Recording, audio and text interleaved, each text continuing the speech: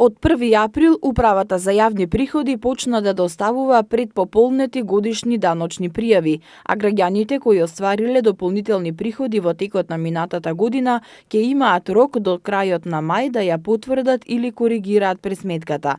Откако ќе добијат електронско известување дека годишната даночна пријава е пополнета од страна на УЈП, корисниците треба да влезат во својот профил што веќе го креирале во електронскиот систем за да ја проверат својата пресметка. Од УЈП не очекуваат проблеми со оглед на тоа што ова е нов начин на пресметка на годишните даночни пријави.